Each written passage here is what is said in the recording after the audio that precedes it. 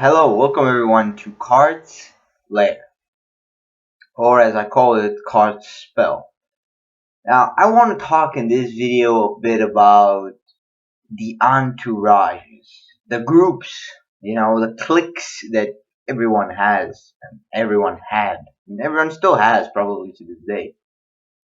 But I would like to specifically focus on the entourages when you enter high school early, like freshman year, your first major group that you kind of like do drinking and all those stuff that you didn't do as a kid. That kind of group, you do all these crazy memories that then you can tell 20 years later to your kids and say, oh shit, I did illegal stuff too.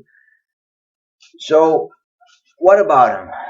You know, I think that for every child in this world, they need to have a group of people that they will, have a lot of time dedicated with. Going to the beach, going to the mountainside, taking these road trips. The first guy that gets his driver's license, he does the honors of taking the gang out, the next summer or break somewhere. So I think it's for your own character development. I think something like this is really crucial. But at the same time, these things are just as bad, and let me demonstrate how.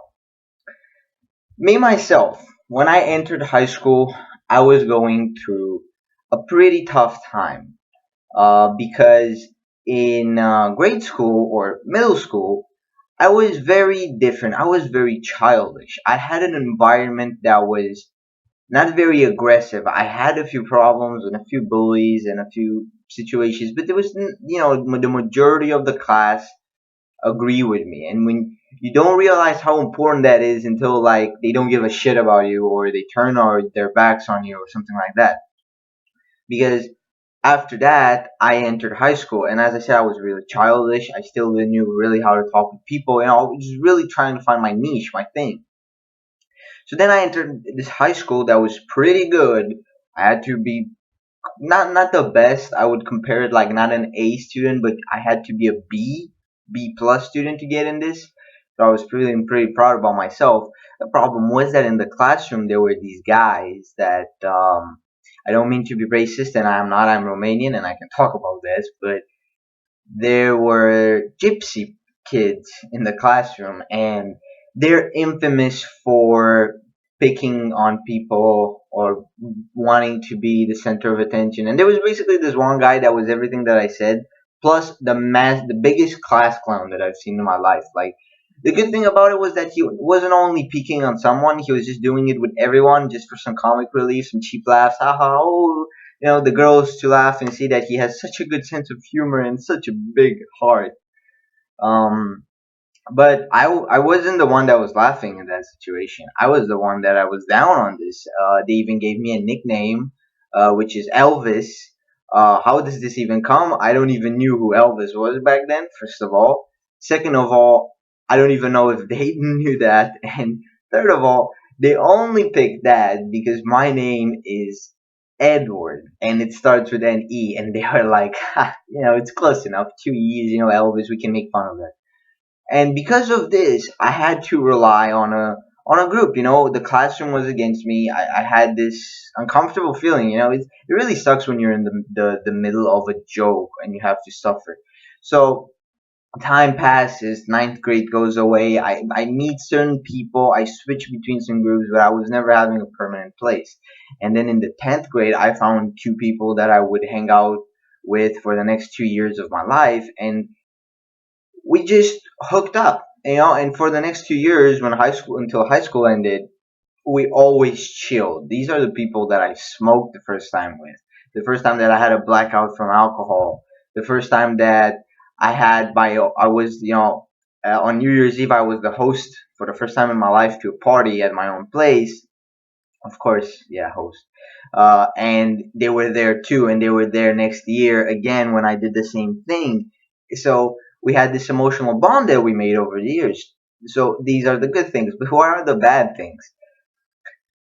Well, the problem with entourages is that they, especially these days, if you don't choose the people in your life rightfully, you will find some people that will not promote your intelligence, will not want you to overcome your situation. will not want you to evolve and become better. They don't want to promote, like smart and deep conversations about really maybe, life threatening questions or enigmas or something like that. The dialogues, the chats, the everything was so straightforward and simple.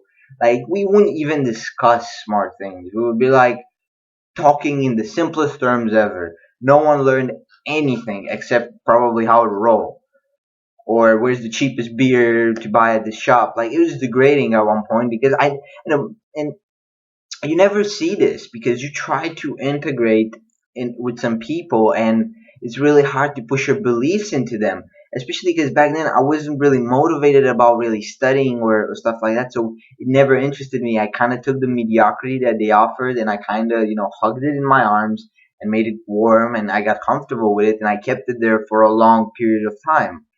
Now all the bad times that there were, after I got out of the group, I started to realize how I spent a lot of my time when I was young. Basically, like I lost a lot of days. That's what I realized. Even though I have good memories about specific dates or events, there's still some things like I'm thinking how I could have learned an instrument to play. I could have learned a new language, and everyone says these things. Oh, I could have, but I really could have. You know, I would have really gone back and replaced these things because I never realized this is what was the most frustrating. I never realized I was mediocre. I never thought I was smart back then, but I think because I was so familiar with this, brotherhood and let's do all these and let's skip class and let's listen to this album and then let's go to my place and then let's run if my mom comes earlier than she should because all of these things happen and they're great memories. There's nothing like illegal memories to really freshen up that childhood. But at the same time, I'm thinking again that I had many days that I really wasted time, weeks even. I would spend the little pocket money that I had on very dubious drugs, alcohol, snacks. We would never really go out unless we were like super rich because going out when I was in high school was really like, oh wow, whose birthday is it? Who's the lucky son of a bitch that got all that money from his grandma? Um, but at the same time, I said good things can come too, but people don't see this. They see the brotherhood, they see the friendship and the kinship that they have with certain people, and they refuse to understand any criticism that other people say, which is completely irrational. But I understand it because in that position, you found people that you're okay with, people that don't make you feel bad, people that make you smile and laugh, and people you can have fun with, and hours can pass and no worries can exist, or even more than that. But at the same time, you have to think that is this really the good thing? It may be good in the short term, but is it really good? Will me hanging out with these people post graduation of high school, will it enhance my chances at having a serious job or a relationship? Because back home, if you had a girlfriend, that means that you would completely separate from the group, not because you wanted to, it's just because you have to choose, literally you have to choose between the girl and the boys, and it's a very outdated mentality because why can't you have both? Why not? Many people have them, but some people just cannot accept them. And this stubbornness of never listening to some advice of people about their groups, about like, hey, they may be a negative influence on you, maybe you should really look at them from a different perspective, or maybe you should be more careful around these people. These things we all hear it from our parents when they meet our friends. They want us to be careful, they want us to be cautious, but what do we do when we're that young? When you're 15, 16, you go through probably puberty or all that crazy crap that goes into teenagehood. You're rebellion, your parents don't understand you, or you actually feel like they don't, but they do.